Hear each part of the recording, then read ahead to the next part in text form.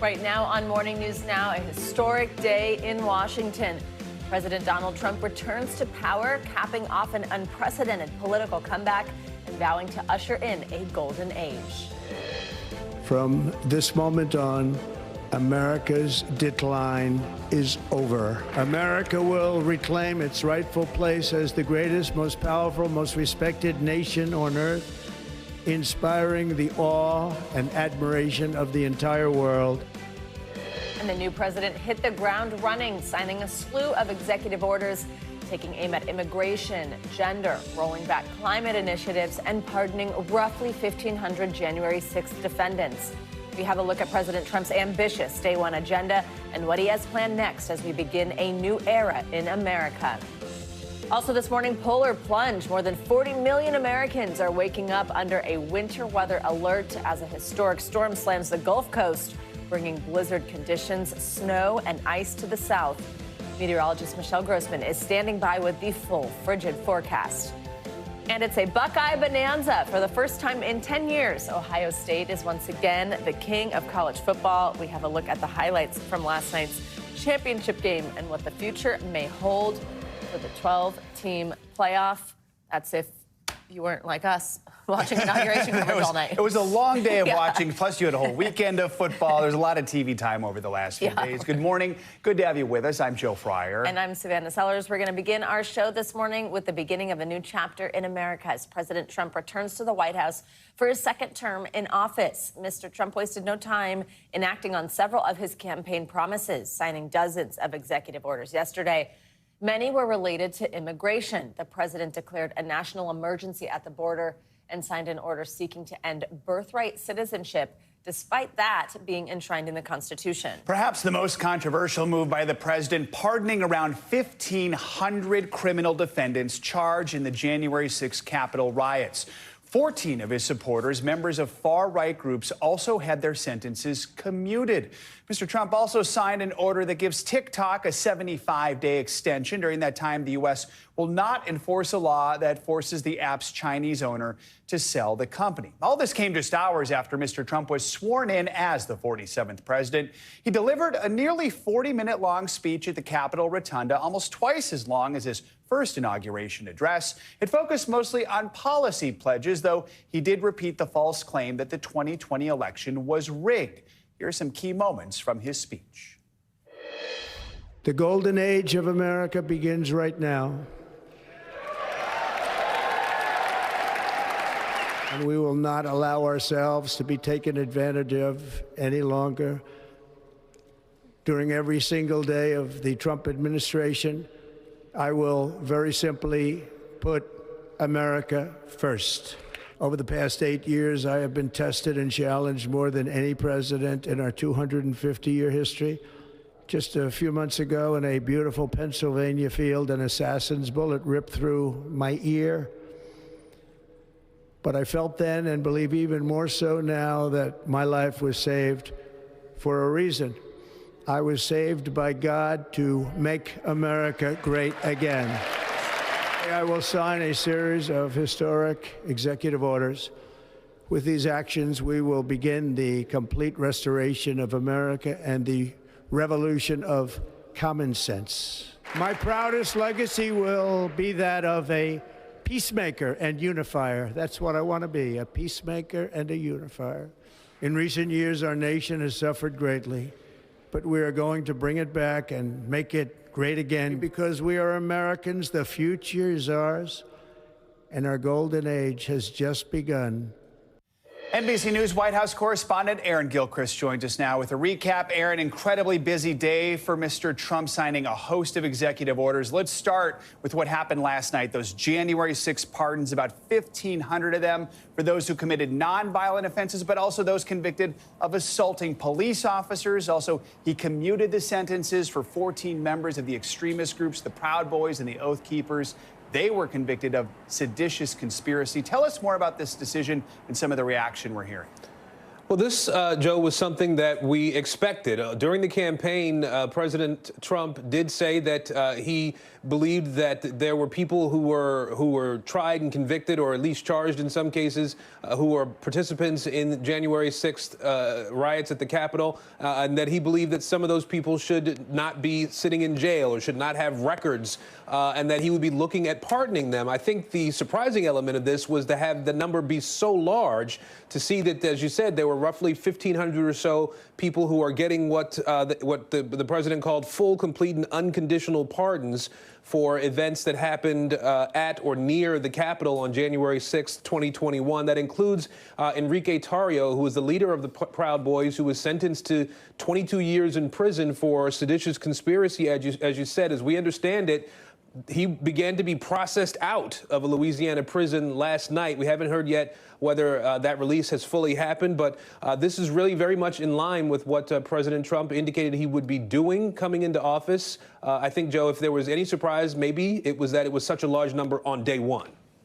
Aaron, we mentioned a moment ago immigration and birthright citizenship is a major part of these executive orders. We're going to dig into that a little bit more later on in the show. But let's talk about other areas that were big focus: reversing diversity initiatives, climate change. What about those?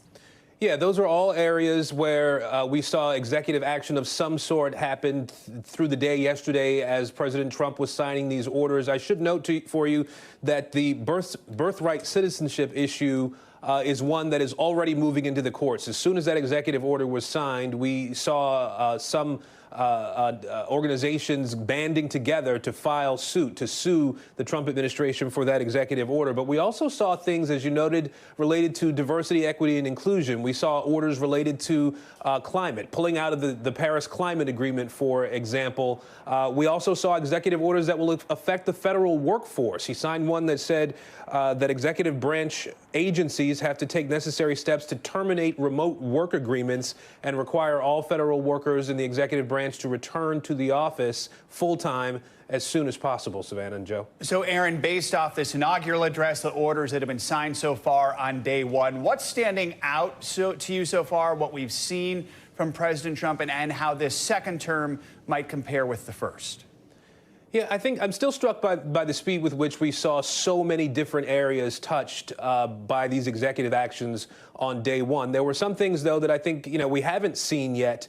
For example, there was a lot of talk during the latter days of the campaign and the days immediately after about tariffs, particularly tariffs against Canada and Mexico, two of this country's top trading partners. And so we haven't seen that yet. It'll be interesting to see what, if anything, happens with that in the near future or somewhere in these first 100 days of this new Trump administration. I think, Joe and Savannah, there's just a lot that we have to sort of stand by and wait to see what exactly happens. We have not yet gotten a schedule for President Trump today to see whether or when we might see him. We know this morning he's supposed to go to the National Cathedral for a church service. Beyond that, we'll see if we hear from the new president again. All right, Aaron, thank you so much. Well, among President Trump's first orders of business on Inauguration Day was to begin his crackdown on illegal immigration, as we mentioned. NBC's Gabe Gutierrez has more on the executive orders he signed on his first day in office and how some leaders in cities with large populations of undocumented immigrants are preparing for what's to come. President Trump taking sweeping action on immigration. And I will send troops to the southern border to repel the disastrous invasion of our country. In those executive orders, Trump declaring a national emergency at the U.S.-Mexico border, reinstating the Remain in Mexico policy, which requires asylum seekers to wait outside the U.S. while their cases are processed, designating drug cartels, foreign terrorist organizations, and trying to end birthright citizenship, though that's expected to be fiercely challenged in court. The 14th Amendment says anyone born in the U.S. is a citizen. We will begin the process of returning millions and millions of criminal aliens back to the places from which they came. The Trump administration has promised major immigration enforcement operations soon. Possible targets: Washington, D.C., Philadelphia, Los Angeles, Denver, and Chicago. We're doing everything we can to explore every single option to continue to protect our community members that are vulnerable right now. Pastor Tanya Lozano Washington just canceled in-person Spanish services at her Chicago church, often attended by undocumented immigrants. Why did he make that decision? Well, I think people are scared right now. Still, even some moderate Democrats like Alderman Raymond Lopez say they support deporting migrants with criminal records. If we can deal with those individuals that commit crimes in a very specific way and keeps other people safe, that's what we should be doing. These new policies already having an impact. This asylum seeker in Juarez, Mexico, breaking down when her initial screening appointment was canceled. The new Trump team immediately shut down the phone app that had scheduled her appointment. Now thousands of migrants like her are in limbo. All right, Gabe, thank you very much. Let's bring in NBC News legal analyst Danny Ceballos for more on this. Danny, good morning. So let's dig in this specific order here on birthright citizenship. So, I mean, until now, that was understood as a right under the 14th Amendment. If you were born here in the U.S., no matter the status of your parents, you're an American citizen. I know this one is one that could be legally scrutinized. Walk us through this. Yes, and it's something that I never imagined was an issue because this came up during Trump's first term. We heard sounds of this back then. And when I first heard it, I thought, that's ridiculous. Is there anything more fundamental than the idea that if you're on U.S. soil and you give birth, that child is a U.S. citizen? I started looking into the academia around it, and it's an interesting argument. You look at the language, and by the way, it's not just the Constitution. Federal law also enshrines the same language. Someone born or naturalized in the United States and subject to the jurisdiction thereof. And that's the magic phrase that people on the right seize upon to say that there is no such thing as birthright citizenship, because they argue that that means that someone who has a child here must also be subject to the jurisdiction. And that means a citizen of the United States or a lawful permanent resident, not somebody who is subject to or a citizen of another country. That's the argument. It's never been specifically tested, although the Supreme Court has come close in a number of cases, most of which go back 100 or more years. So, I mean, you don't have to have a law degree to know that an executive order doesn't trump what's in the Constitution. So explain to us legally what's going to happen here, what process this is. Could judges just look at this and be like, no, the Constitution says this. This is not going to happen. I'm glad you asked that question, because executive orders really don't take the position like a statute. They don't always say thou shalt not. Instead, they're often enabling. They often interpret federal law. And really what this executive order is doing is saying the federal government no longer recognizes this kind of citizenship. So we will no longer issue papers, passports, things that people need. This, not only will this be challenged, it's already been challenged. I'm reading the complaint that was filed last night. So this will be litigated immediately, and we're going to get an answer. If nothing else, we're going to get a constitutional answer to this question that's been kicking around now for about a decade.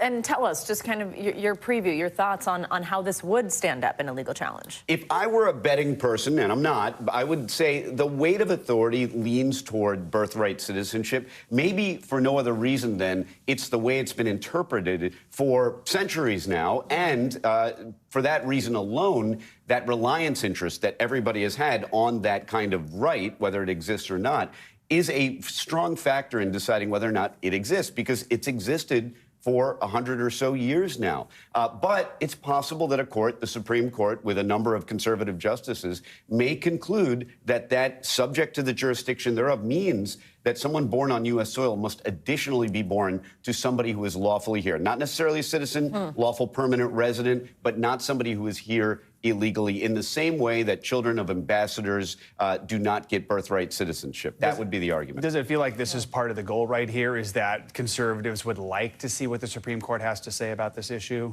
Absolutely. I think this is something that conservatives think they have a pretty strong argument for. Even the Supreme Court case that they say enshrined birthright citizenship, because it's not only the Constitution, a federal law, and a Supreme Court decision, they say that dealt with the child of lawful permanent residence, so they say it's not even precedential. So this is going to be a really fascinating argument before the Supreme Court, and a lot of folks might be surprised. This might be a right that may have never been a right in the first place. Danny, thanks for walking us through this one. It's complicated. Don't leave us yet. We want to hear your thoughts on this next one in just a sec. And Monday was a day of pardons, not just by the new president. In the final hours of his presidency, Joe Biden announced a set of sweeping pardons in an effort to block the Trump administration from targeting members of the Biden family, government officials, even some Republicans. NBC News Chief White House correspondent Peter Alexander has those details. From outgoing President Biden, what amounts to a protective shield for some of President Trump's most prominent adversaries. A series of preemptive pardons to avoid Trump's promised political prosecutions. Among the recipients, General Mark Milley, Trump's chosen Joint Chiefs Chairman, who later became a fierce critic. Dr. Anthony Fauci, who helped lead the country's COVID response.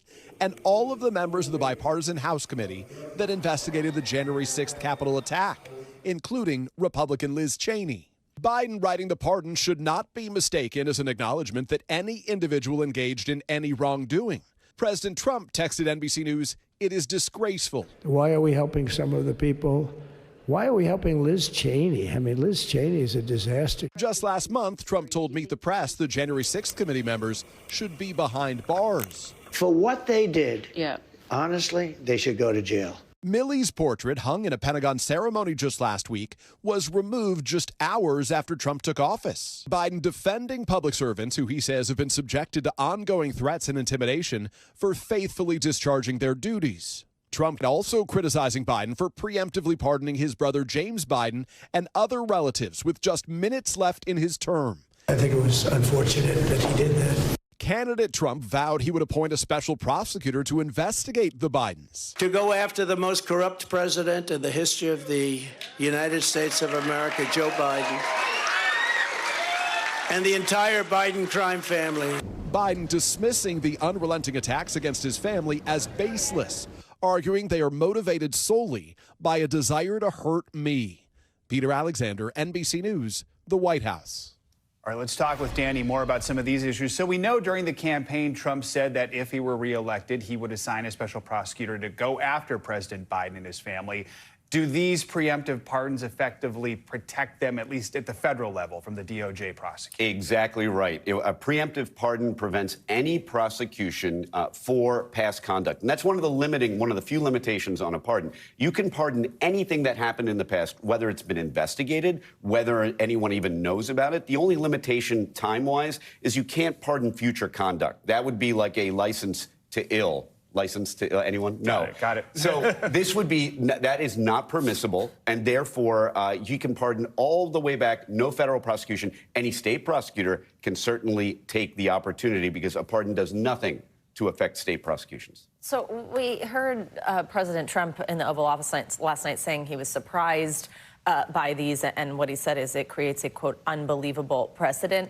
I mean, it is fairly unusual. Just talk us through how often something like this happens, what this means, has this been done before, that type of thing. If you're someone who follows pardons, what's happened in just the last week is as unprecedented as it gets, between Biden pardoning thousands of people and Trump now pardoning another 1,000 or so. I mean, the numbers, if you look at it, this is the biggest spike in American history. So we're in an unprecedented pardon era right now. And I think it's fair to say that, look, pardons are always controversial. By nature, the power itself is a controversial pardon. The framers were worried about it because when you think about it, it literally is an executive act that undoes another executive act in which a lot of money was spent, a lot of resources, and by that I mean a prosecution. You spend all this time prosecuting people, and then your own executive cancels out those prosecutions. And we've had pardons of family members before in the past. Bill Clinton pardoned his half-brother. This is nothing new, and that all I can say is that to the winner go the riches. I mean, if you're the president, you get to appoint people and you get to pardon people. And the reason they do it on their way out of office normally is because they're controversial. Exactly. All right, Danny, appreciate it. Thank you so much. Big day yesterday. Well, now let's switch over to weather. You're probably feeling it. Tens of millions of Americans across the South waking up to a deep freeze and winter weather alert. Yeah, this cold front could pave the way for a potentially historic and crippling winter storm, bringing snow as far south as Florida. Yeah, you heard that right. NBC News correspondent George Solis joins us now from Baton Rouge, Louisiana with the latest. George, good morning. States of emergency are in effect. Places like Arkansas, Mississippi, where you are, Louisiana. How are things there this morning, and what are officials doing to prepare? Hey, good, Savannah and Joe. Good morning. You can see the snow is starting to fall at a pretty good clip here. Not totally the norm here in Louisiana for what they're expecting, especially southern Louisiana. You can see right there dusting here on this black roof. At this point, I would estimate maybe we have about an inch, just looking at the bed of this truck here. Yeah, about an inch so far, and it's going to only get worse from here. So officials are urging everyone to hunker down because apart from the snowfall here, you also have that bitter cold that is set to move in. Governor Jeff Landry warning residents to just take precautions, make sure that they have all of their supplies. He spoke at a briefing yesterday, urging residents to take this storm seriously. Here's a little bit more of what he said. I urge you to please heed what we are saying and what your local officials are saying as well. It is extremely important to stay off the road. Unless you absolutely need to be on the road, stay at home and stay warm. And again, remember to heed the heating precautions and to take care of your pipes. Yeah, you guys mentioned Arkansas. Neighboring Arkansas actually sending in some crews and some trucks as well to help with some of the clearing of the snow here. Now, we don't see accumulation on the roadways yet, but west of this area here in Lafayette, there's actually a blizzard warning in effect till about noon right now. So they're getting hammered at a pretty good clip right now is our understanding. So again, this storm event potentially historic here in the Baton Rouge area. We're looking at anywhere from 4 to potentially 6 inches of snow, guys. I'm waiting to see if there's an image of a snow-covered alligator by the time this is all done. Yes, so, George, I mean, just nationwide, this storm could disrupt travel for days. The tracking website FlightAware has already reported a couple thousand cancellations today. That number almost certainly will go up. What precautions are airports taking knowing we're going to see all these delays and cancellations? Yeah, travel is going to be a nightmare, Joe. Make no mistake about it. Here in Louisiana, for instance, they've closed down a number of roads and bridges just out of an abundance of caution. The regional airport shutting down all flights. At New Orleans, there are also a number of cancellations for the day, and we only expect those numbers to go up, especially, again, as this storm tends to move in. So, again, officials not taking any chances. They want to make sure people hunker down and weather this storm. They are hoping that by not maybe tomorrow or maybe even Thursday, things have improved considerably. But, again, there's just no way of knowing until this event passes us, guys. George, when something like this happens, another concern, kind of the next wave of it, potential power outages. We remember what happened in Texas a few years back. How are power companies responding, especially in areas not used to this weather? Yeah, it's a great question, Savannah. So Entergy, one of the utilities here in the state, saying that, look, they're not going to shut off anyone's power while this event's going on, especially since it's going to get bitterly cold. They have work crews at the ready. Now, they do warn that it might take some time if you do lose power to get anyone back on the grid, especially when you have to navigate some of these roadways that may end up getting covered in snow and that aren't treated. But they have crews at the ready. And again, I mentioned Arkansas sending in some of those utility crews in as well as an abundance of caution. But bottom line, they don't expect with this particular weather event, at least here in southern Louisiana, for this to impact the power. But of course, all bets are off when you have any accounts with Mother Nature. So they are prepared for the possibility of power outages. But again, the hope right now is that that won't be much of an issue here as this storm passes, guys. George, Cecile, stay warm. Thank you very much. Let's check in with meteorologist Michelle Grossman back in studio with more on this historic winter blast. Hi, Michelle. Good morning. Hi there, guys. Yeah, this is very rare, especially having a blizzard warning. And we have 44 million people across the South under some sort of winter alert. We have winter weather advisories. That's in the white. We have winter storm warnings in the pink and that blizzard warnings. And just to give you an idea of what a blizzard warning is, it's snow falling with winds gusting at 35 miles per hour for at least 3 hours, reducing visibility down to a quarter mile. So a lot into that definition, but that's what's happening. So a lot of probably happy kids this morning waking up in portions of Texas and Louisiana, and that snow is already falling. You can see we kind of overlaid radar on here. Where you see the blue, that is the snow falling. The lighter blue is the heavier snow. Even the white color, that's the heaviest snow falling. So we're seeing accumulating snow, and we will see up to 7 inches of snow in some spots, like George mentioned. We do have some ice also. Most of that has turned over to snow about 3 hours ago. This was a lot of ice in southern Texas, but right now we're looking at colder air working in, changing all over to snow. That doesn't mean we're not going to see more ice. We will see ice, especially in portions of Florida. We have a winter wallop, of course. Oh my goodness, I'm going to slow down. Historic storm with snow and ice in the Gulf Coast. Heavy rain for north central Florida, but you can see all these dark colors: reds, oranges, yellows. That's where we're seeing that heavy rain falling.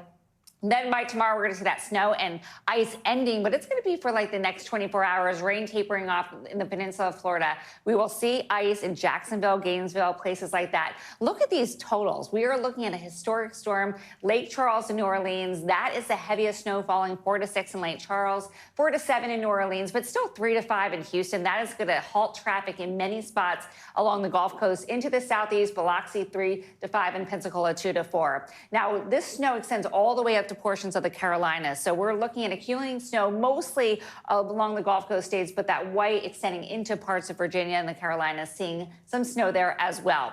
This is a big concern. Ice falling with some leaves on the trees. In some spots, we're looking at downed trees and power outages likely. Dangerous conditions for sure for that Wednesday commute. Now, corresponding to the numbers on the grid here, 1/10 of an inch in some spots. The highest amount would be where you see that light pink color. So that's going to be the trickiest travel. And then we were also talking about snow in the Great Lakes as well. We had that cold air going over the warmer lake waters. Locally, 18 inches in some spots, especially just south of Waterton, north of Redfield. So that's a big story there, too. The cold remains a huge story. We're looking at dangerously cold air, deep chill, that jet stream still so far down to the south, letting that Arctic air in. We're looking at temperatures well below normal for this time of year. 3 degrees today in Chicago. It's going to feel like 14 below zero. 12 in New York City, 20 in Mobile. That will be the wind chill there. And it's going to stay in place tomorrow, too. Another really frigid day. We're looking at temperatures in the teens in some spots. 15 in Cleveland will feel like 1 degree. And notice those 30s all the way down to the south. We're looking at 46 degrees in Galveston and looking at the wind chill of 40 there. So it's so cold all across the country. We know. We're walking outside. It's like you're kind of mad just walking outside. But that cold air is all the way down to the south, and that's why we're seeing that snow falling. I have friends that live in the Panhandle area, and they're like, our town got out its one snowplow that Right. they don't even really know how to use. It's so crazy. True. And then ice on top of that, that's really hard to combat, right? Especially when you're not used to it. So it's going to be, sure. We're going to see a lot of pictures. Hopefully people can just work from home, because I've worked in places like that. There's just a lot of cars abandoned on the side of the road. You're not used to driving in it. All right. Michelle. Thank you. See you in the next hour. We've got a lot more to get to this morning, including a new effort to reduce greenhouse gases, why some say landfills could be the key. But first, aid is starting to pour into Gaza. We have the latest on the ceasefire and a planned trip by Israeli Prime Minister Benjamin Netanyahu to the U.S. That's next.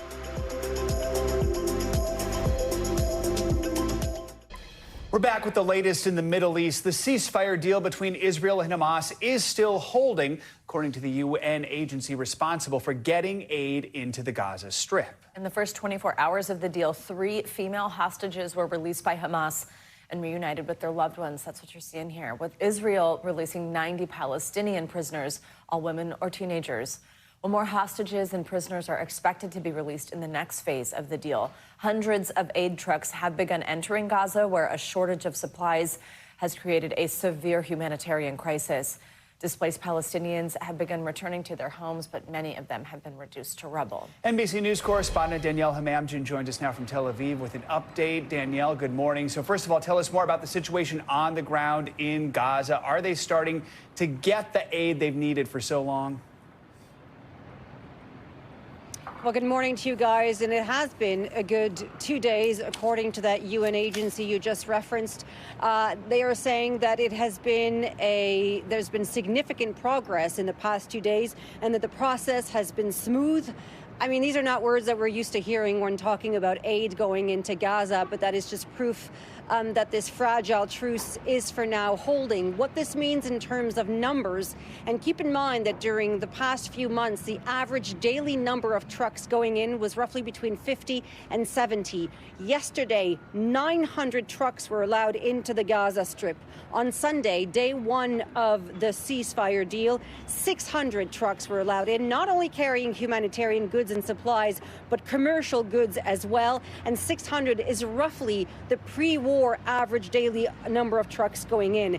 The IDF saying this morning that they still have Israeli soldiers deployed in specific areas in the Gaza Strip, warning people not to approach them, and that if Hamas adheres to the terms of the ceasefire deal, that residents will be able to go back to northern Gaza at some point. As you mentioned, they've already started to return, and you've seen the pictures. I mean, in President Trump's own words, it looks like a massive demolition site. And if viewers are wondering why would they go back to these apocalyptic scenes, Palestinians will be very quick to remind you that they have a history of forced displacement. And even though there's nothing left standing, they will go back one way or another because that is home, and they'll go back no matter what.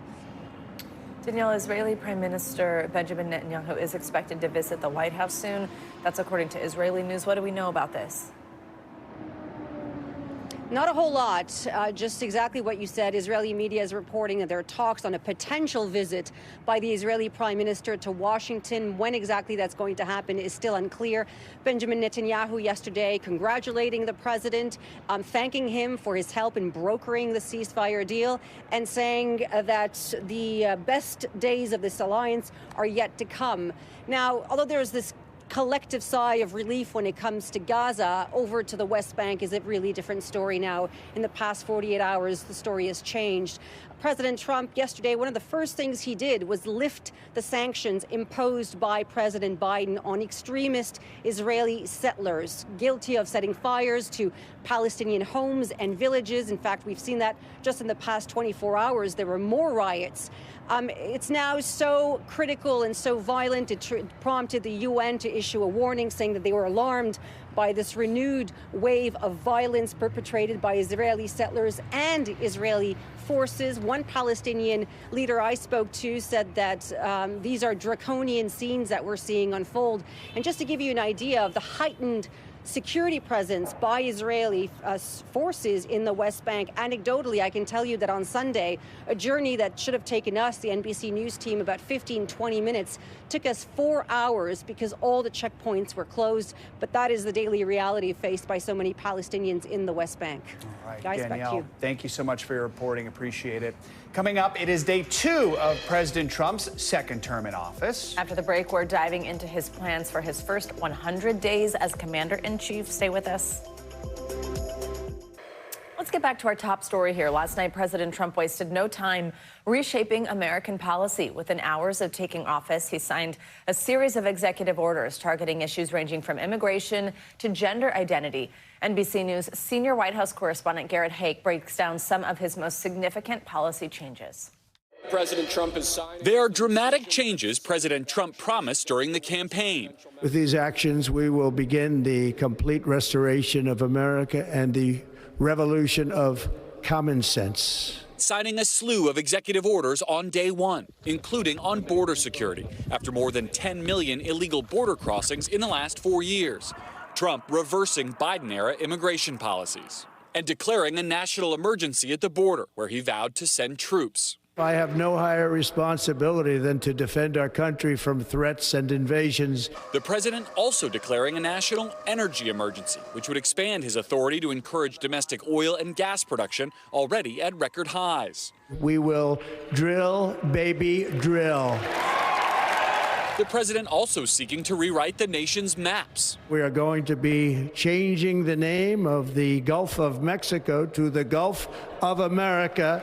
And again threatening a showdown with Panama, vowing to take back the Panama Canal. We have been treated very badly from this foolish gift that should have never been made. We gave it to Panama, and we're taking it back. Today, Panama's president saying, quote, the canal is and will remain Panama's. Trump also reorienting how the federal government recognizes gender. It will henceforth be the official policy of the United States government that there are only 2 genders, male and female. With many of these orders expected to be challenged in courts and Congress likely months from passing supporting legislation, the practical impact of Trump's moves could be limited.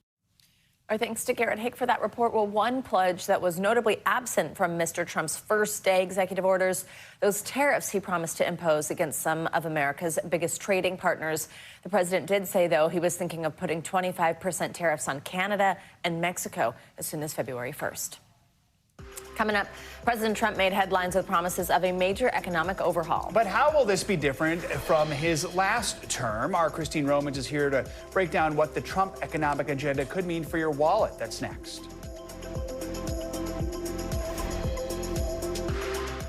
We're back now with more on what we can expect from President Trump's economic agenda during his second term. Among the president's initial executive orders was a directive to address inflation. Mr. Trump also signaled he was planning to impose 25% tariffs on Mexico and Canada, starting maybe around February 1st. NBC News senior business correspondent Christine Romans, she is at the big board. She's got a lot of information she's going to pack in here for us. I'm excited to see it. Good morning, Christine. Good morning. So first off, how is the current economy different from the one Mr. Trump left behind 4 years ago? Well, right. We've had Trump 1.0 and now 2.0, right? So at the end of his first term, inflation was just 1.4%. And that's one of the reasons why he was reelected, because so many Americans remember this low inflation rate and would like it to be like that again. GDP, the size of the overall economy, $22 trillion. You look where he begins now, inflation at 2.9%.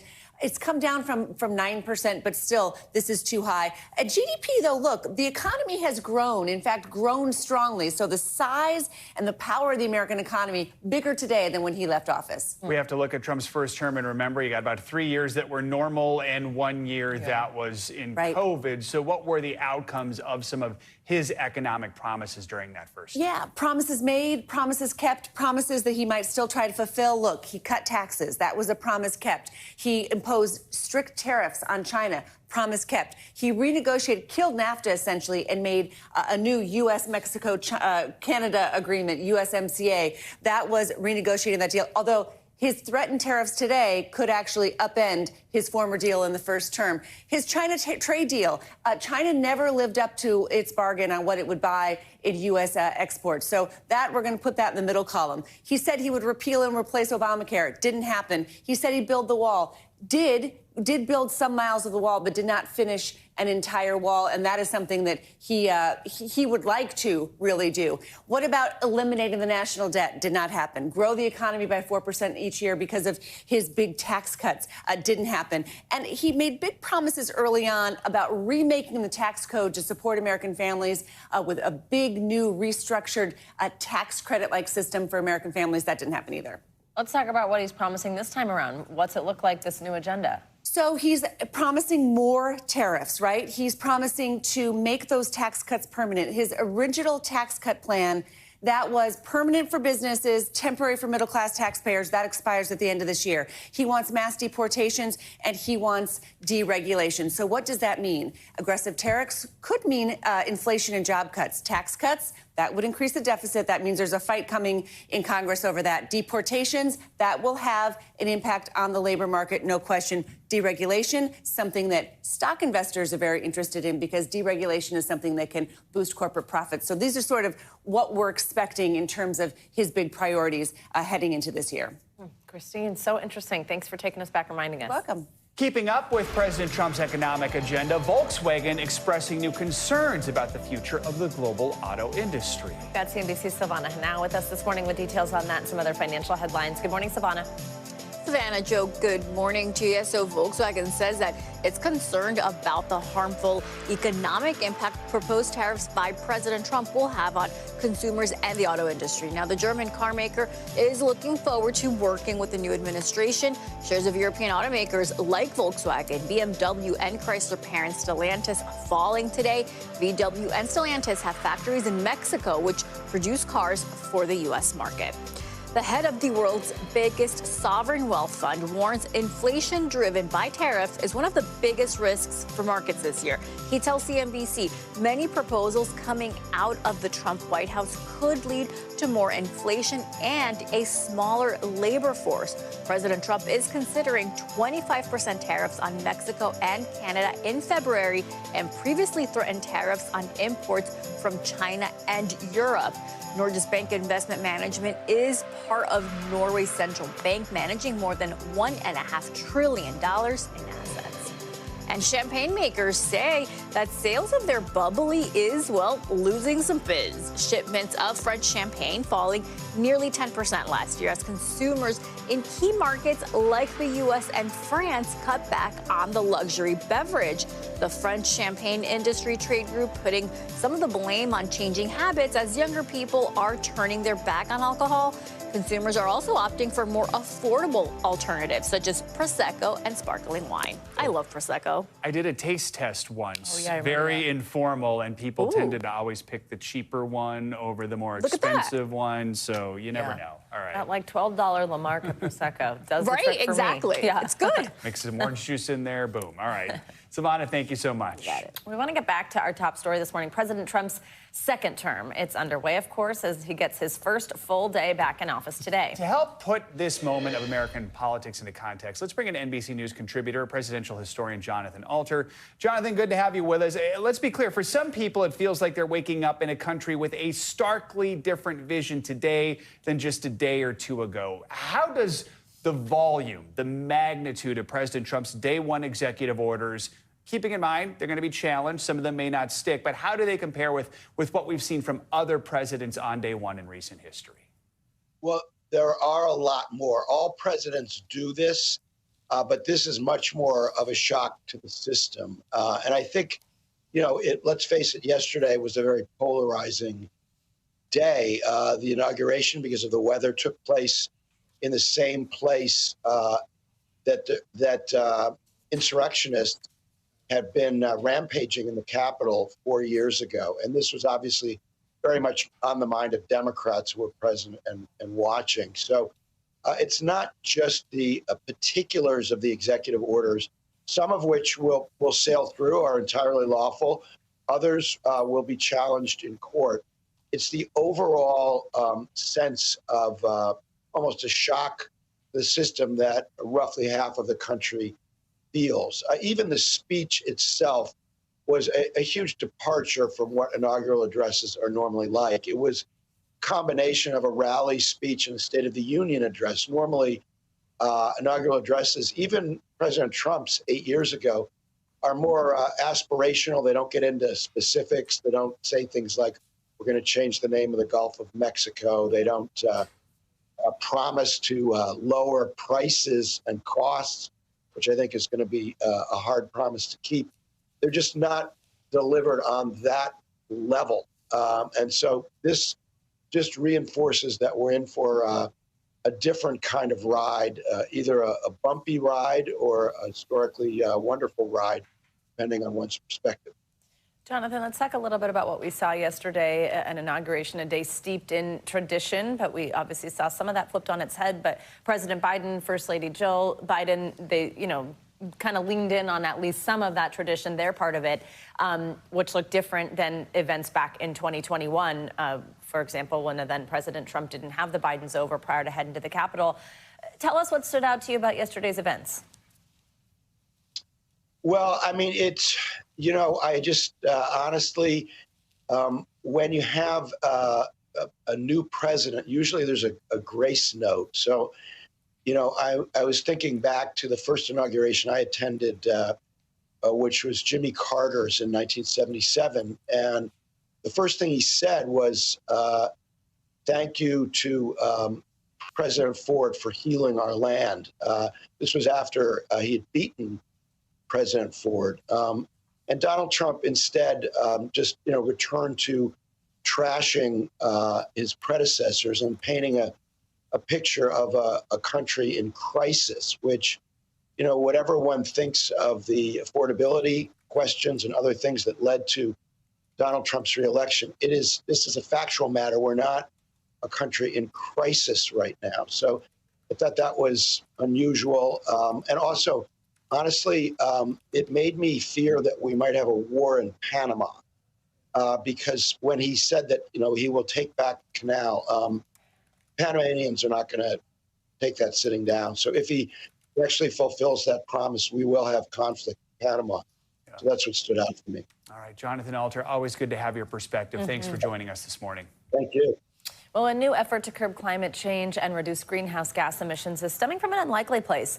Oil and gas companies are investing billions of dollars into landfills in hopes of turning two of their biggest problems, food waste and methane into a fresh kind of energy solution.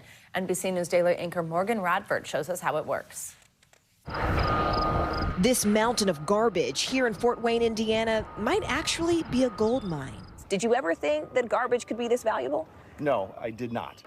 That's because here, in this landfill owned by Republic Services, they're turning trash into natural gas. How much energy does a place like this produce? Yeah, so a place like this, it can make the equivalent of about 790 barrels of oil per day. Per day? Per day. Right now, I'm standing on top of 30 million tons of trash. And as we speak, millions of microbes are beneath me feeding on it, creating gas. That gas then gets filtered through equipment like this, removing the things that we don't need and keeping the methane, which is used for energy. It's a clean fuel source that people can use for transportation or to power their homes. So the gas that comes out of here, I could actually boil a pot of water on my stove at home. Absolutely. What about critics who say, how could you possibly be good for the environment with this much equipment and what it takes to run something like this? Yeah, no, I understand it. You know, basically, if you look at BP's track record, in 2019, we were spending 3% of our capital on clean energy. In 2023, we were spending 23% of our investment on these kind of businesses. So the transition will take time, but that is the direction we're headed in. Archaea's parent company, BP, acquired it for more than $4 billion in 2022 and now owns dozens of sites like these. And they're not alone. Across the country, there are now more than 80 similar projects operational right now, with another 450 landfills flagged as potential sites. But the fact of the matter is we have a lot of landfills in the country right now where waste is in place. And we ought to be harvesting the methane that is being used there and using it for energy. And with landfills producing the third largest source of methane in the U.S., it's also a potential climate solution. One the outgoing Biden administration encouraged, with more than $270 billion in federal tax incentives for greener energy already available. Is this profitable? It is profitable, absolutely. A new direction toward a greener, cleaner planet. Morgan Radford, NBC News, Fort Wayne, Indiana. Coming up, a day to remember. After the break, we take a look at Ohio State's unlikely path to the championship and the future of the 12-team college football playoff.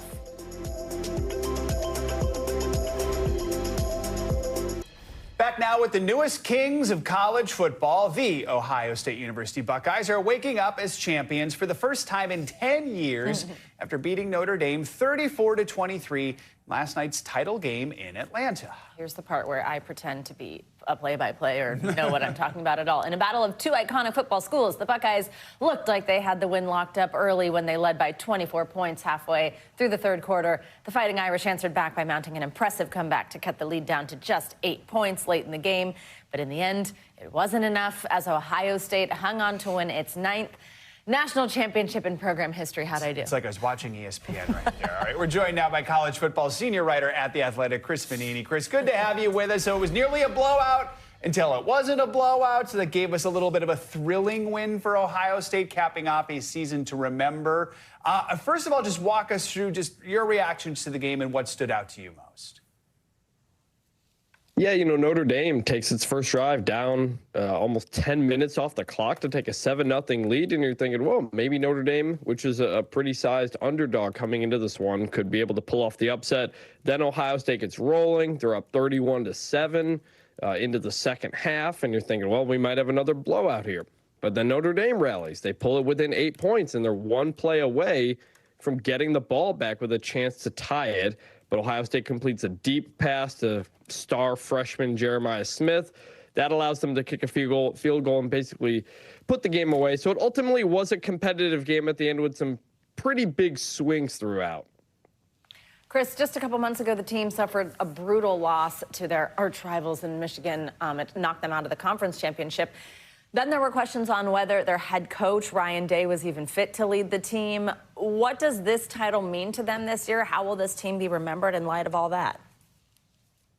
Yeah, this was an Ohio State team that came in as one of the favorites to win the championship. I picked them to win the championship, but they finished the regular season with 2 losses and their 4th consecutive loss to Michigan, which had won last year's national championship, but was struggling this season. And that led a lot of people to wonder, can Ryan Day be the coach to take Ohio State over the top? He'd win 70% of his games, one of the highest clips in the history of the sport, but he kept falling short in the big games. Then they get into the playoff, the first 12-team playoff, so an expanded field. They wouldn't have gotten in previously. They get in, and they go on this unbelievable roll where they beat Tennessee, they beat Texas, they beat Oregon, who was the undefeated #1 team in the country, and then they beat Notre Dame in the national championship. So it's really one of the most impressive playoff runs, maybe the best playoff run we've ever seen, coming off of one of the worst losses in program history. They make up for it, win a national championship. No one wants to fire the coach right now. So it's really a wild swing over about 2 months for Ohio State now. Yeah, and here's the deal. They're able to win the national championship because we now have this 12-team playoff format. In the past, they wouldn't have even had a chance. So in the end, how do people feel about this format? What's working? What's not? What does the future hold? The vast majority of people feel like the 12-team playoff was a success because it was a bigger field, a lot more games, and a lot more teams were in the mix down the stretch, and it made for some exciting finishes in the regular season. And then you get into the playoff, and we had some blowouts in the first round, but the games were on campus for the first time, which was a really cool scene. And then from the quarterfinals on, most of the games were very close, and they were good games, and that was all good. But they are considering some tweaks potentially for next year, more likely for 2 years from now, when a lot of the control over the playoff shifts because they begin a new contract with ESPN. There might be more teams. There might be fewer buys. Yeah. But overall, the expanded playoff was a big success, and everybody's pretty happy with what happened. All right, Chris Benini, thank you so much. Appreciate your time this morning. It's going to do it for this hour of Morning News Now. But the news continues right now.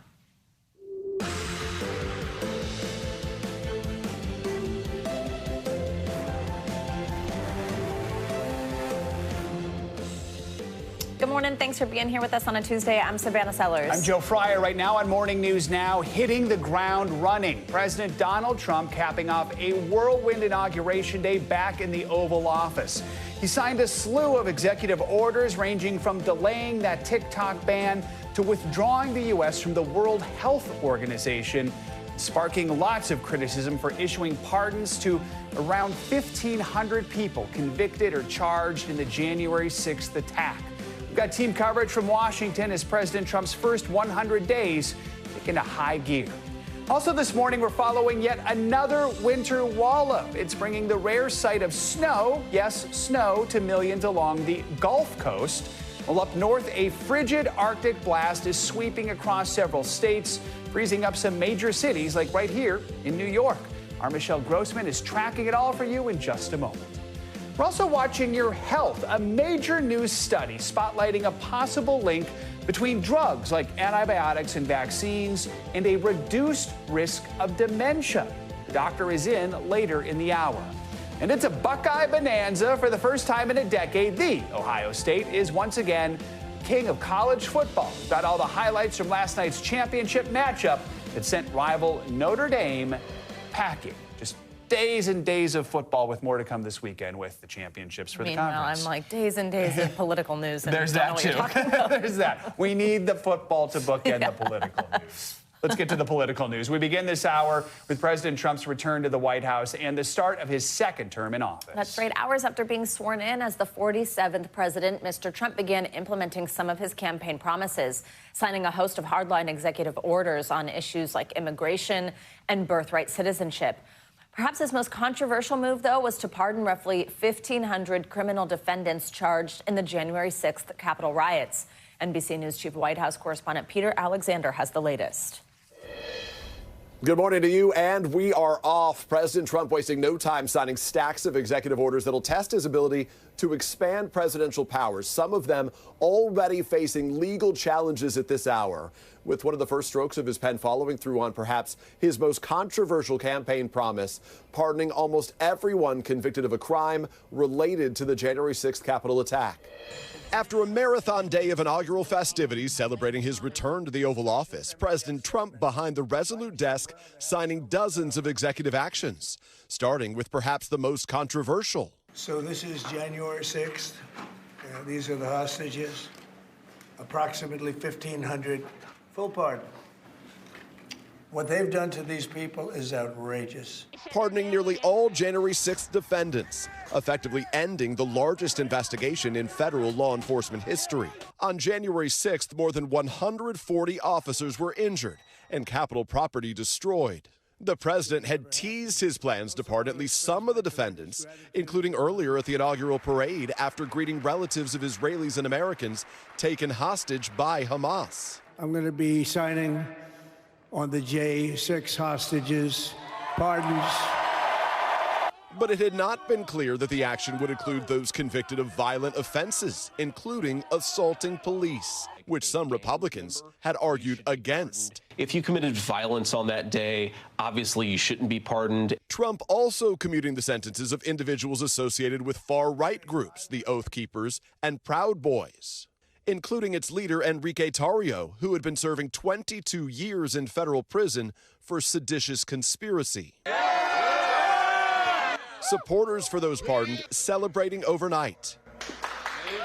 President Trump also responding to the day's other pardon announcements. In the last hours of his presidency, Joe Biden preemptively pardoning the members of the committee that investigated January 6th, including former Congresswoman Liz Cheney, along with Dr. Anthony Fauci and General Mark Milley.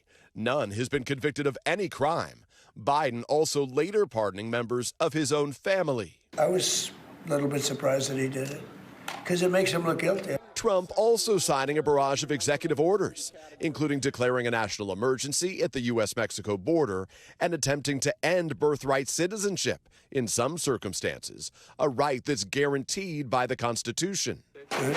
That's a good one. The inauguration day had started with unity between Trump and Biden, before Trump took his oath inside the Capitol due to frigid temperatures. I, Donald John Trump, do solemnly swear. In his inaugural address, Trump delivering this searing critique of his predecessor without ever mentioning him by name. My recent election is a mandate to completely and totally reverse a horrible betrayal. From this moment on, America's decline is over. The traditional parade also moved inside, the president celebrating in front of a massive crowd of MAGA faithful in downtown D.C. You're witnessing the dawn of the golden age of America. As for those January 6th pardons, former House Speaker Nancy Pelosi immediately called them shameful, writing, "The president's actions are an outrageous insult to our justice system and the heroes who suffered physical scars and emotional trauma that day," and reinforcing President Trump's disdain for the investigations into the January 6th rioters. A leading conservative activist who spread conspiracy theories about January 6th and advocated for the rioters was just named the interim head prosecutor in Washington, D.C., overseeing all of the January 6th cases. Back to you. All right, Peter, thank you. NBC News Justice reporter Ryan Riley joins us now with more on Mr. Trump's January 6 pardons. This is an issue he knows well, so let's just recap what Peter reported there. The president issued roughly 1,500 pardons yesterday, commuted 14 sentences related to the 2021 Capitol attack. We heard it there. J.D. Vance said if you committed violence, you shouldn't be pardoned. Yet my understanding is hundreds of these people who've been pardoned were convicted of actually attacking police officers. I mean, Ryan, walk us through what some of these defendants were charged with and convicted of. Yeah, you know, I mean, there's really brutal crimes. I mean, you can't really emphasize enough how horrible some of these crimes were that have now been pardoned by President Donald Trump. And I think that that's really going to be the interesting dynamic here, because you had a lot of Republicans try to get out ahead and say, well, no, obviously he's not going to pardon the most violent offenders. And lo and behold, he did. And I think that's what happened based on who was, you know, in his ear at that moment. I think overall, just if you look overarching theme here is that a lot of people aren't familiar with the January 6th cases, and one reason for that is because they unfold in federal court, where it's a lot more difficult to get TV coverage of that, for example. So this is not something I think that was necessarily in Donald Trump's ether. The information he's hearing from his, the pro-Trump outlets that he watches and the television news that he watches doesn't necessarily feature a lot of that really brutal attack footage that we see that has come out of these officer body cam footage, for example. So I spoke with Mike Fanone, who was brutalized, who had a stun gun driven into his neck on January 6th by a man in a MAGA hat who had been at a bunch of Trump rallies and then tearfully confessed to the FBI. His name was Danny Rodriguez. And, he was sentenced to 12.5 years in federal prison. And now he's going to be included in this larger group. There are some really horrific crimes. And I think it's to be determined whether or not Democrats are really going to, step up and I think emphasize the enormity of this and really try to show the American people had what they missed, because there's so much available evidence showing this just real brutality that was performed on officers by Donald Trump supporters on January 6th. Ryan, has anybody been released already from prison? What's the timeline like here? Yeah, actually, there is the new White House DOJ liaison is a former Gateway pundit writer who actually worked some of these January 6 cases as a lawyer. It's actually the lawyer that he worked for actually told me one time that he does not give an S about being wrong. He doesn't care about that. His point was to sort of emphasize and create this media environment, create this information environment to sort of get his people out of jail. So that's I think the mentality that has been going into this, where it's just the facts don't matter, set them aside, and we're just going to sort of, get these people out any way we can. And that's ended up what being happening. This White House official went to D.C. jail and got a couple of people out last night, and we're going to see some more of these cases roll in, including, I would just say, someone who was arrested in recent weeks who was charged with capital offenses, who had been in jail already on child pornography charges. So you really can't write a lot of this stuff in terms of the really serious crimes that a lot of these January 6 violent offenders and criminals committed. I want to ask you about one in particular. That's Enrique Tarrio, leader of the Proud Boys, convicted of seditious conspiracy, 22-year prison sentence. Remind us a little more about him. And is he out of prison or about to get out of prison here? Yeah, Tarrio is a really interesting one because you could technically classify him, I mean, not even technically, you could classify him as a nonviolent offender. He wasn't even at the Capitol on January 6th. He was actually in Baltimore. But it's the planning that went into this that really resulted in that seditious conspiracy conviction, as well as that 22-year sentence. And now that's all going to be wiped off of the board because the Proud Boys really were the most violent force that day. And he played this really key organizing role. He created the Ministry of Self-Defense. He was in communication with a D.C. Metropolitan Police Department officer who was also convicted. One thing I'm not clear about, I think based on the language of the pardon, is whether or not that individual, that D.C. police officer who tipped off Enrique Tarrio would also be cleared here. I would suspect he would, he would not be, rather, because his crime happened before January 6th, and then his crime happened in the aftermath of January 6th, when this D.C. Police Department officer sent the head of the Proud Boys a message telling him that he supported them. He couldn't say it publicly, but he supported them and didn't want the name of the Proud Boys to be dragged through the mud. So there's just a ton of layers here, including some of the weird and strange and close relationships that law enforcement has with some of these extremist groups. And Ryan, as Joe said, you know it well. You read a whole book on it, so we appreciate you joining us. I know you spoke to a prosecutor who worked on these cases. What did he tell you? Yeah, that the record stands was basically what he told me, and he thinks a lot of his colleagues are going to think the same way, that they're still extremely proud of the work that they did. And no matter what Donald Trump did, including clearing the deck and pardoning all these violent criminals who assaulted police officers on camera, that the record will stand. The record will stand. You cannot erase history, at least right now. What they put out there will stand the test of time in terms of creating a public record of what actually happened on January 6th, no matter what anybody in the White House says. The book is called Sedition Hunters. Ryan Riley wrote it. Check it out. Ryan, thanks for joining us this morning. More on what to expect during Trump's second term as president. Oh, look who it is. Our friend, NBC News senior national politics reporter, Jonathan Allen. John, good morning. So 8 years ago, Inauguration Day, people probably remember President Trump talked about American carnage. That was this big theme throughout his speech, basically the rough shape the country was in. And he claimed he was the only one who could fix it. In the run-up to this year's inauguration, there was talk. His team, his family had been saying focus on a more unifying message. Ultimately, what was his message yesterday? It evolved, Savannah. He started out with the inaugural address, the official inaugural address in the Capitol Rotunda. A little bit more of a unifying message, certainly talked, as you pointed out, about a golden age of America. He took some shots at his predecessor, Joe Biden, not by name, but largely speaking, for Donald Trump, it was a pretty disciplined speech in the Capitol Rotunda. Then he went to Emancipation Hall in the Capitol Visitor Center to a slightly broader group of his supporters and started letting loose a little bit. A lot of the grievances, a lot of his belief that he won in 2020, a lot of his anger coming out about Joe Biden, Nancy Pelosi, and others. And then, of course, last night he had a rally at Capital One Arena in Washington, D.C., and basically came out even stronger about his belief that he won in 2020. Of course, he lost in 2020, talking more and more about the grievances. So what you saw yesterday was an evolution of the message from unifying the country basically to serving the MAGA base. You know, over the last few months, we heard President Trump talk a lot about what he was going to do on day one in office, and there were a lot of executive actions on day one. We've talked a lot about January 6th. Beyond that, what stands out to you? What's interesting, I think the January 6th pardon does stand out the most. There are, of course, others that, that have come or are forthcoming. I think the birthright citizenship executive order, basically ignoring part of the Constitution that says that if you're born in the United States, you are automatically a citizen, is one that is really going to test the power of the presidency, will no doubt be tested in the courts. And it'll be interesting to see if the Supreme Court ultimately decides that a president can unilaterally ignore constitutional amendments or reverse constitutional amendments. Jonathan Allen, we appreciate you yesterday. We appreciate you today. Thank you. Take care, guys. President Trump's ties to top tech CEOs are in the spotlight this morning after billionaires Elon Musk, Mark Zuckerberg, and Jeff Bezos were all in front row seats at the president's swearing in on Monday. NBC News senior Washington correspondent, News Now anchor Hallie Jackson has more on all this. Hallie, good morning.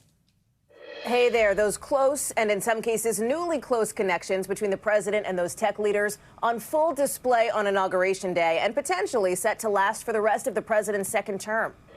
Front and center at President Trump's inauguration, a lineup of billionaire tech titans led by the world's richest man, Elon Musk, now a top Trump advisor, sitting with Meta's Mark Zuckerberg, Amazon's Jeff Bezos, and Google's Sundar Pichai. The billionaires seated in the first row in front of some cabinet nominees. Democratic Senator Elizabeth Warren writing, "They have even better seats than Trump's own cabinet picks. That says it all." It comes after then President Biden, in his farewell address, delivered a warning about what he called a dangerous concentration of power in the hands of a few very rich people.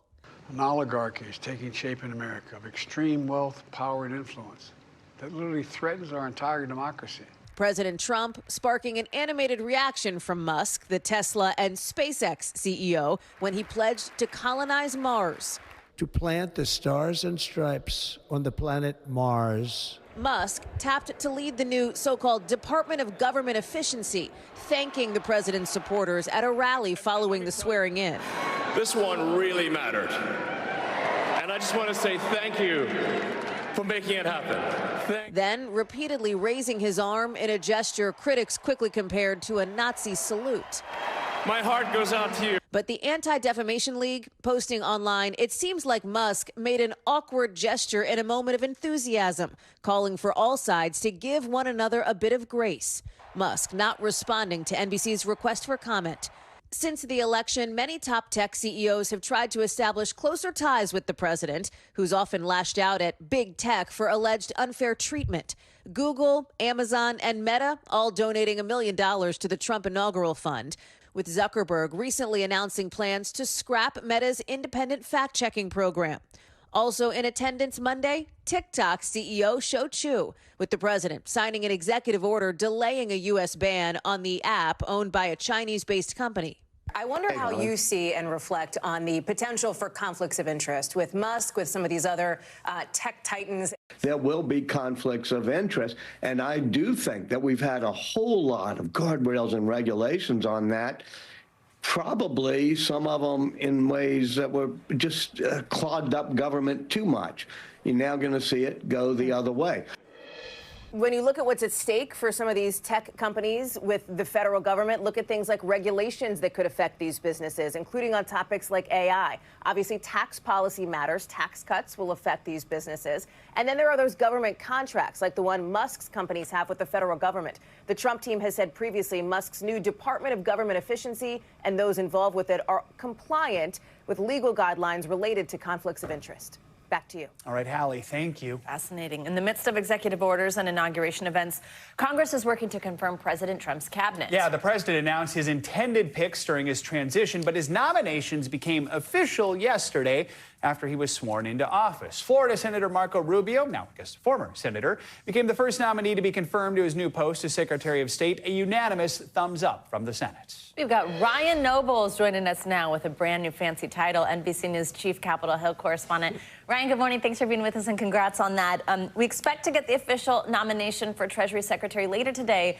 Walk us through, though, Trump's picks that were pushed through to the Senate by these respective committees last night. Yeah, that's right, Savannah. The Congress went right to work after Donald Trump was sworn into office to begin trying to get these nominees over the finish line. Marco Rubio sworn in just in hours of Donald Trump taking the oath of office as well.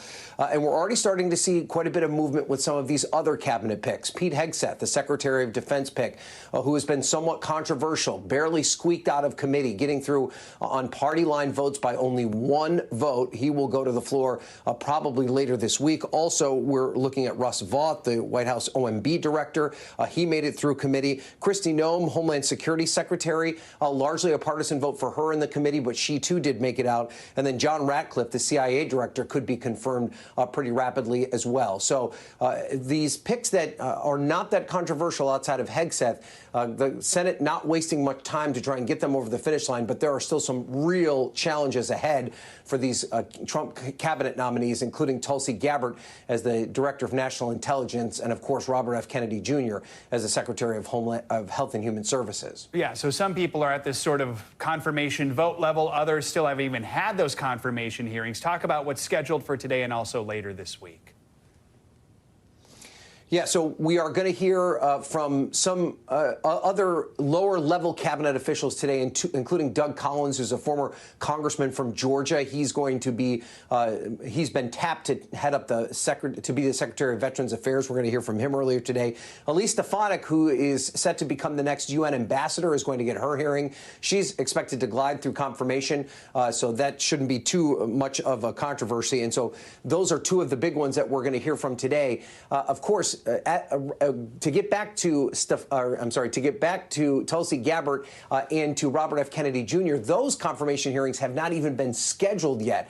So that shows that process is going to take quite a bit longer. And the Senate also passed the Laken-Riley Act yesterday. This is an effort to crack down on illegal immigration. Explain how that's different, though, from the executive orders that Trump signed, because a lot's happening with the border. Yeah, so the Laken-Riley Act is going to give both local and federal law enforcement an easier pathway to essentially deport and get out of the country people who've been accused of crimes, not necessarily even convicted of crimes in the United States. But if someone is arrested and there's probable cause of a crime, it allows them the opportunity to speed up the deportation process. Now, the reason that this is significant is because it has the potential to actually become law. It still needs to be passed by the House because the Senate amended it, but that's supposed to happen pretty rapidly here. The difference with the executive orders that Donald Trump signed yesterday, those are intended to change the policy of existing law. So they still need to work within the parameters of the law as it exists on the books. And if Trump attempts to go too far with those executive orders, they could be challenged in court and at the very least be held up from being implemented. The fact that the Laken-Riley Act is now law means that they can be, or eventually will be law once it passes through the House, means that they can act on it immediately. So it's a very important distinction between an executive order and a law, which is why Donald Trump supporters are very happy that he's put these executive orders in, but they're still pushing for more laws to be passed as it relates to immigration reform in the upcoming Congress. And then also keep in mind, these executive orders don't have any financial benefit attached to them. That also requires Congress to act in order to implement them, which is going to be necessary, especially for something like his mass deportation program. Ryan Nobles, thank you very much. Schoolhouse Rock from Ryan Nobles there. All right, we turn now to the Arctic chill that's gripping the nation this morning. Millions across several states are coping with the winter weather, with multiple places already declaring states of emergency. NBC News correspondent Priscilla Thompson is in Houston, a city that could see historic snowfall today.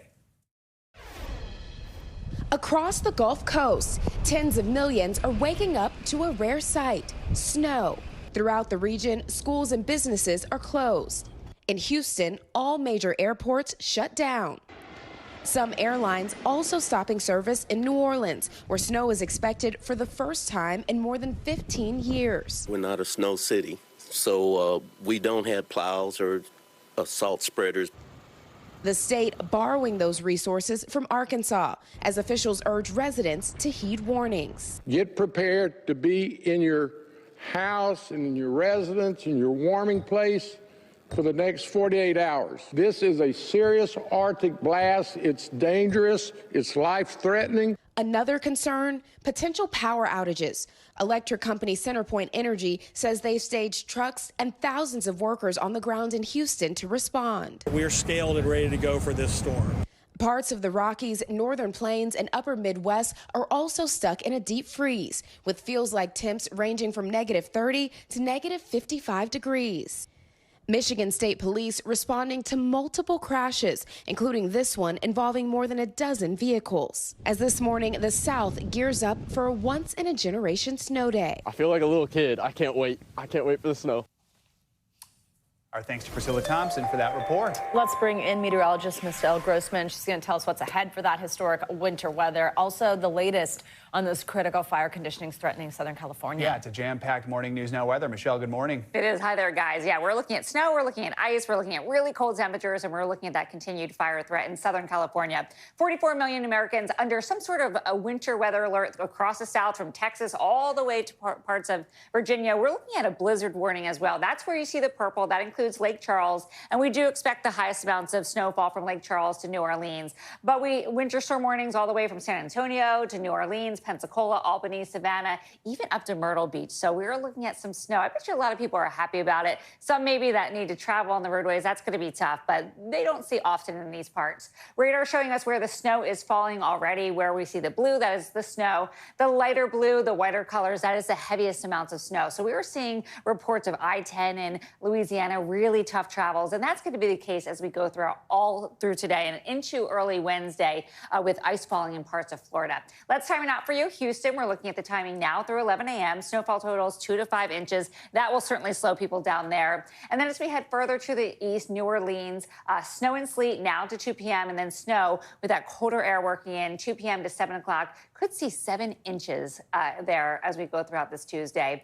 Further to the east, this is where we're going to be mostly seeing ice. It's going to start out as rain, and then overnight we'll see that cold air work in. That's going to change it to freezing rain. So the rain coming down on that cold surface will create the freezing rain. That creates really tricky travel, and we could see 1/10 of an inch, 1/4 of an inch in some spots.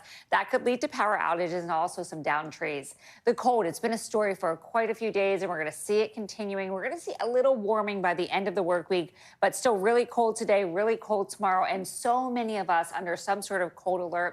We have 209 million people impacted. Really, it's just the West who's not impacted by these alerts. So anywhere from the Northern Plains, the Upper Midwest, that will be the brunt of the cold there.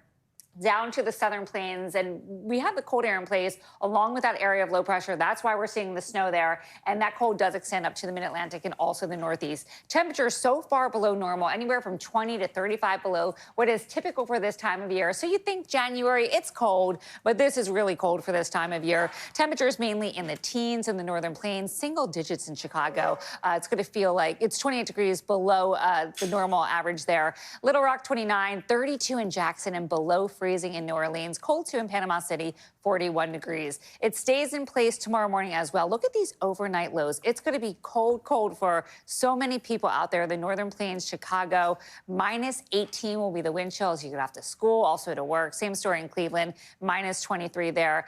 And looking to the south, we're looking at temperatures only in the 20s in Pensacola as you wake up there, 30 in Jacksonville. It will feel like 21 degrees there.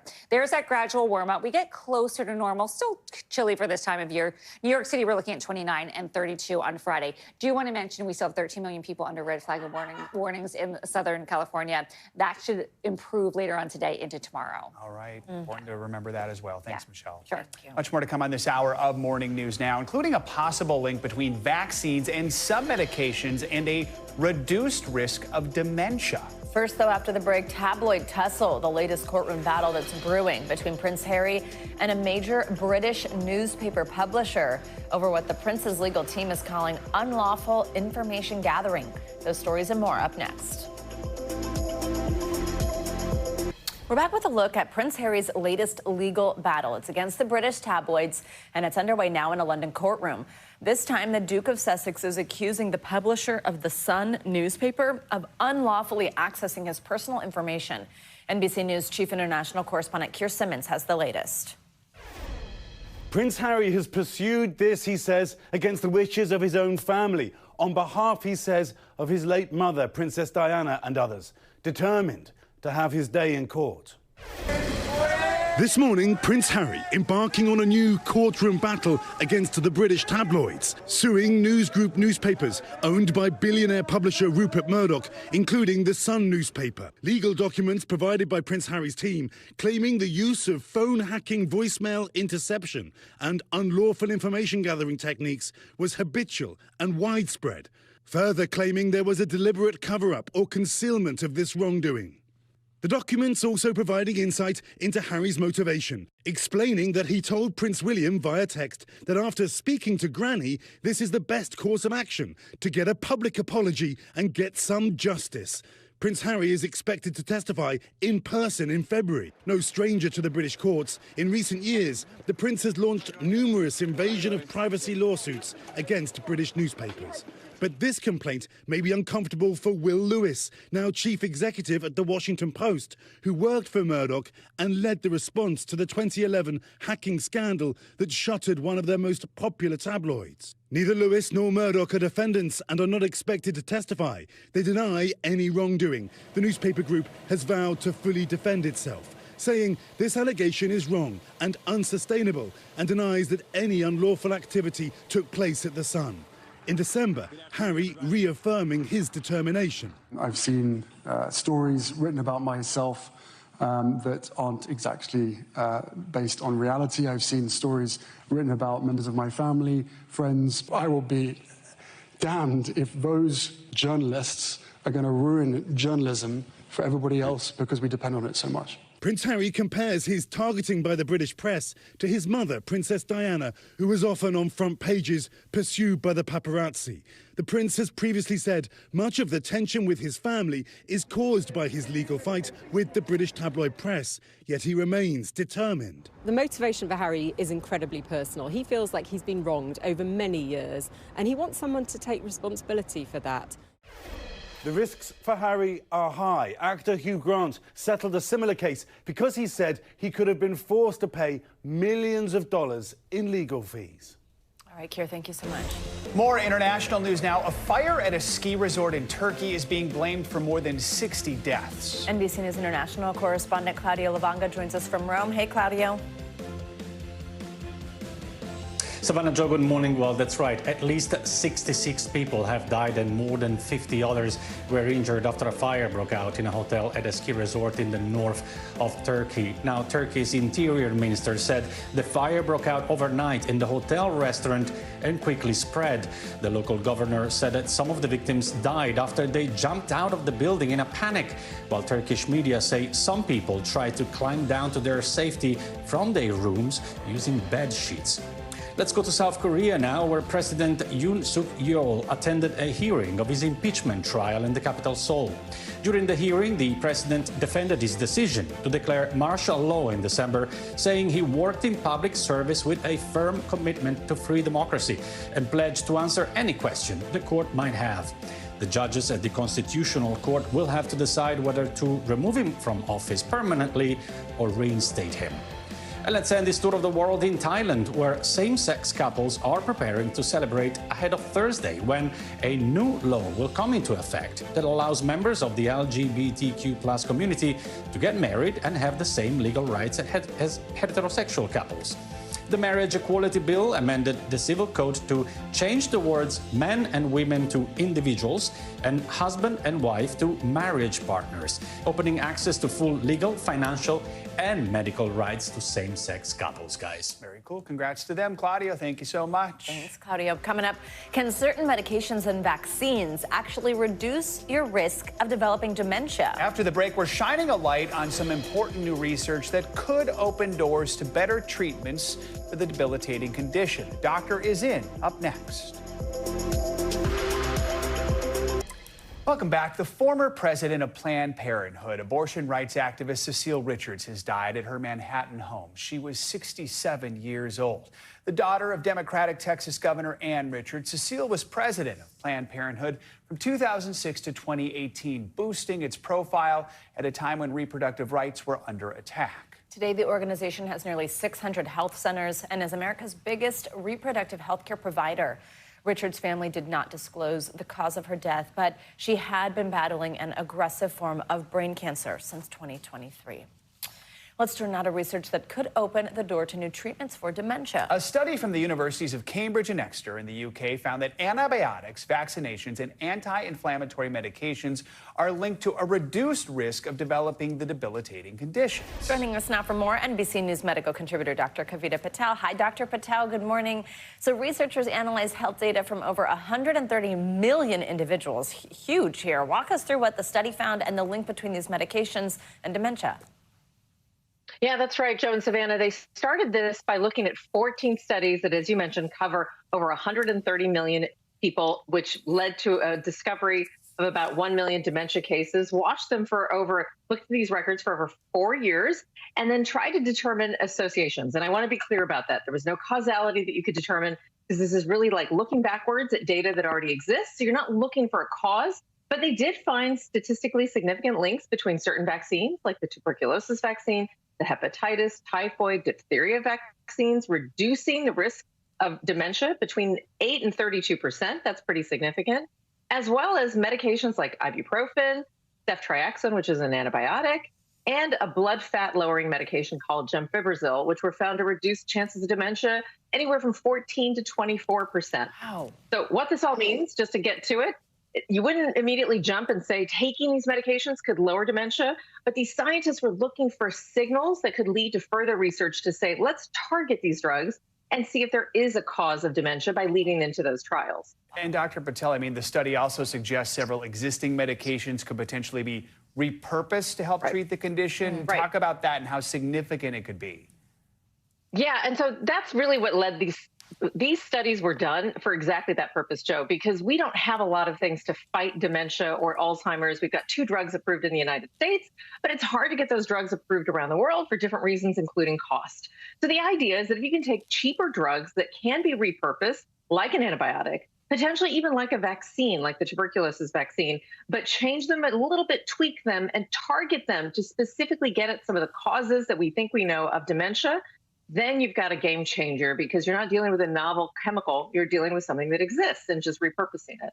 Dr. Patel, while we have you, I do want to ask you something. This was in an executive order of President Trump's. President Trump has started the process of withdrawing the U.S. from the World Health Organization. It's his second time ordering the U.S. to withdraw from the agency. What impact could this move have for Americans' health care? Yeah, it's interesting. Quickly, so the EO that the president issued last night is a bit of a departure, because in 2020, when he did this, there was a process to get out of the World Health Organization and a bit of a negotiation. The language in the executive order last night makes it, and the president's comments during signing that EO, make it sound like he's trying to do this immediately. That could have pretty significant repercussions, because a big bulk of the funding and a number of the staff that help contribute to the WHO come from the United States and its efforts. Listen, in 2020, we were in the thick of a pandemic. Now, we're not necessarily in the same pandemic, but we've got other public health crises. We've talked about bird flu. We've talked about other viruses.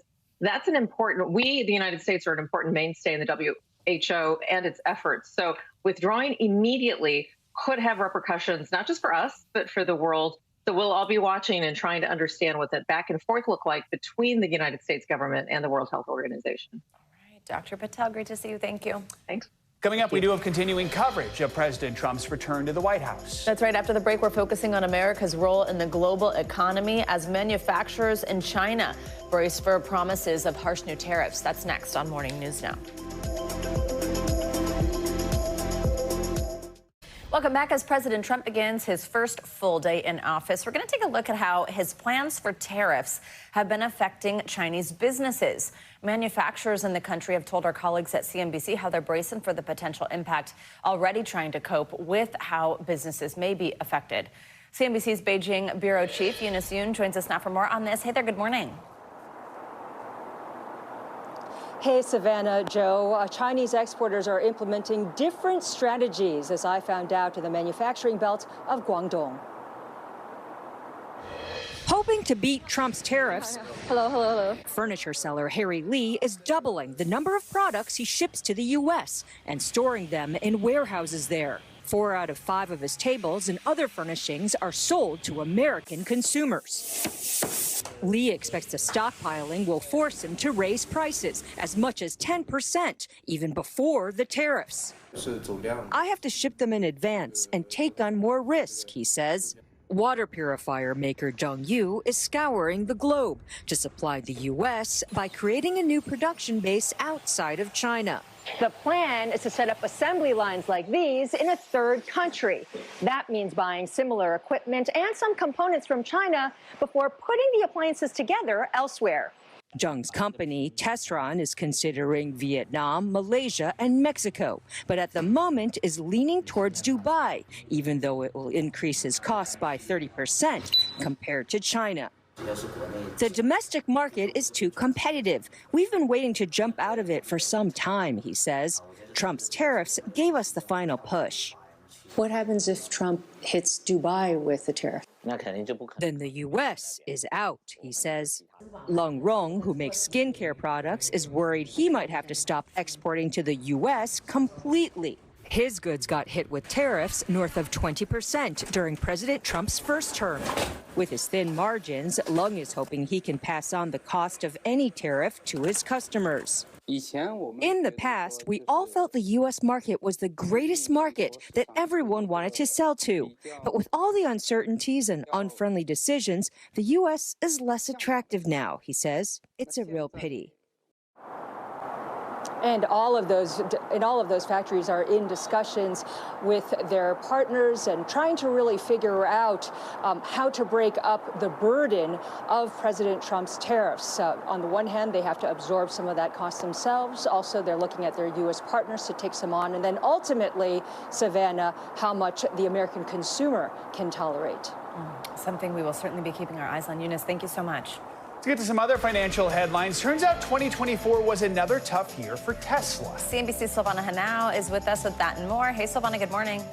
Hey, Savannah. Hey, Joe. Good morning. Yeah, so Tesla's brand value dropping for a second straight year in 2024. Research firm Brand Finance says the electric vehicle maker's brand value now stands at $43 billion. That's down roughly $15 billion, and trailing Toyota at $65 billion. Brand Finance conducts consumer surveys and analyzes companies' financials, looking at revenue, at licensing deals, and other categories. And the firm says factors impacting Tesla include an aging vehicle lineup and the public's views on CEO Elon Musk. Costco union workers have voted to authorize a strike after contract talks with the warehouse retailer stall. The union's contract expires at the end of the month. Now, the Teamsters represent more than 18,000 Costco workers, and the main sticking points in the talks remain wages and pension benefits. And with TikTok's future still uncertain, other social media platforms are seizing on the opportunity. Blue Sky and X introducing new features in recent days, including dedicated tabs and feeds for video content to make it easier for users to discover and watch vertical videos in the app. Instagram also launching a rival to CapCut. Now, that's the video editor owned by TikTok's parent company, ByteDance, guys. Wonder why all that's happening right around this time. Silvana, thanks so much. Now, this week's winter wallop is impacting millions across the U.S. And during our coverage, you've probably heard our meteorologist mention the polar vortex. So what exactly is that? Well, reporter Heidi Wigdahl from our affiliate station in Minneapolis, KARE 11, breaks down the Arctic blast's impact. Dangerously cold temperatures outside. So first, starting off, we're inside where it's warm.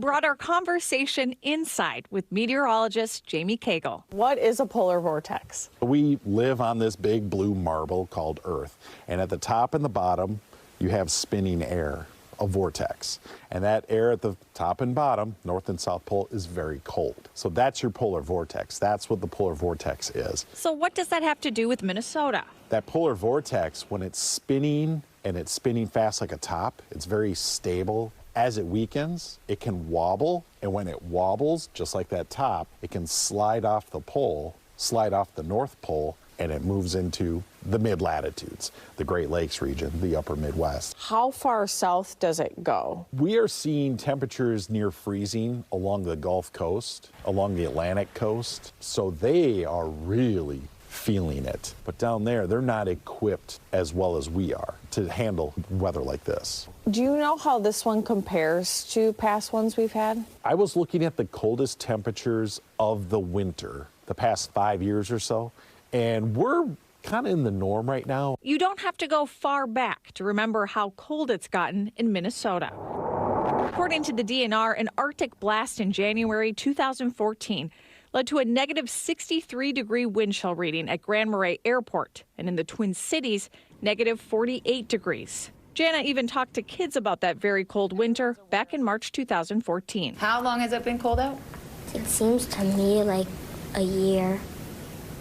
It seems to me you might be right. 5 years later, in the end of January 2019, the state had some of the lowest air temps since 1996 and lowest wind chills since the 80s. And in 2021, this polar vortex was known more for its length and lateness in the season, lasting for at least a dozen days in February. The popularity of the term, especially in media, has really risen over the years. Would you agree? I would say so. It is definitely a popular headline, and it's also one of those that gets your attention, and it also tells you what's going to be happening. So when you hear a meteorologist or a reporter or anchor say polar vortex, people's ears perk up and they think, oh, it's going to get really cold around here.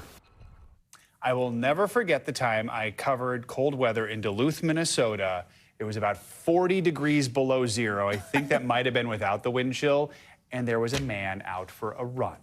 That He seems went out for like his something morning someone in run Minnesota would do, but that's crazy. in Duluth, Minnesota. Our thanks to Heidi Wigdahl for that explanation. Always good to dig a little deeper into Love the something kids. It's been cold for a year. Exactly. All right. Coming up, back on top. The Ohio State Buckeyes are once again the kings of college football. We've got all the highlights from last night's championship matchup game against rival Notre Dame right after this.